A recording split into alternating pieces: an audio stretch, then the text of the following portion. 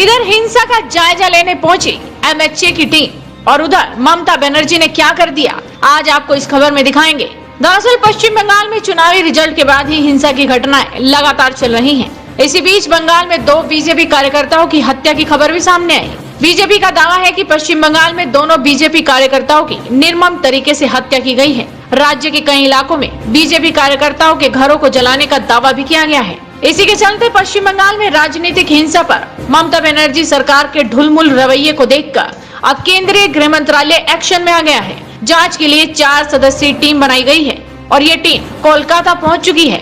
हिंसा को लेकर केंद्रीय गृह मंत्रालय ने राज्य से रिपोर्ट भी तलब की थी। रिपोर्ट नहीं भेजे जाने पर सख्त लहजे में चेताया भी था और अब गृह मंत्रालय ने अपनी फैक्ट फाइंडिंग टीम ही राज्य में भेज दी है। 2 मई को नतीजों में तृणमूल कांग्रेस की जीत तय होते ही विपक्ष खासकर बीजेपी कार्यकर्ताओं पर हमले शुरू हो गए और ये हिंसा का आरोप लगा है टीएमसी के गुंडों पर। अब केंद्रीय गृह मंत्रालय के अतिरिक्त सचिव स्तर के अधिकारी के नेतृत्व में 4 सदस्यों वाली टीम बंगाल में हिंसा की घटनाओं और ताजा परिस्थिति की जांच करेगी। एमएचए की इस टीम में सीआरपीएफ के एक वरिष्ठ अधिकारी भी शामिल हैं।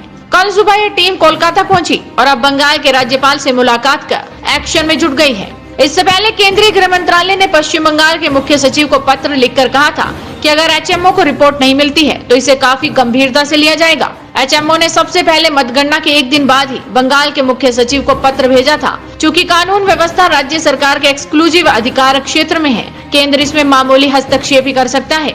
केंद्र ज्यादा से ज्यादा एडवाइजरी का टीम भेज सकता है। आपको बता दें कि सीएम ममता बनर्जी ने तंज कसा था कि एक टीम आई और चाय पीकर वापस चली गई।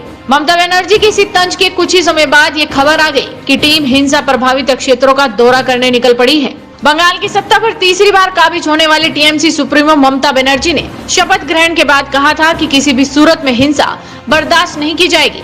और अब ममता बनर्जी ने कहा एक टीम आई थी, उन्होंने चाय पी और वापस चले गए, जबकि कोविड चालू है। अब अगर मंत्री आते हैं तो उन्हें स्पेशल फ्लाइट्स के लिए भी आरटीपीसीआर नेगेटिव रिपोर्ट लाना पड़ेगा। नियम सभी के लिए समान होने चाहिए। बीजेपी नेताओं के बार बार यहाँ आने के कारण प्रदेश में कोविड बढ़ रहा है। मुख्यमंत्री ममता बनर्जी ने केंद्र सरकार की कोविड नीति को लेकर भी सवाल उठाए। ममता ने कहा कि कोरोना पर केंद्र सरकार की ओर से कोई पारदर्शी नीति नहीं है। मैंने पीएम नरेंद्र मोदी को पत्र लिखकर इसे और सरल बनाने की अपील की। इसके अलावा उन्होंने बंगाल में कम वैक्सीन मिलने को लेकर भी हमला बोला था।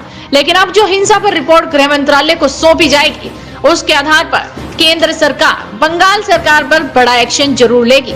बस इसी को लेकर ममता बनर्जी टेंशन में है, क्योंकि टीएमसी के गुंडों का सीधे तरीके से इस हिंसा में हाथ पाया जाएगा। देखना होगा कि एमएचए की ये टीम किस नतीजे पर पहुंचती है। तो आप भी इस वीडियो को शेयर कीजिए।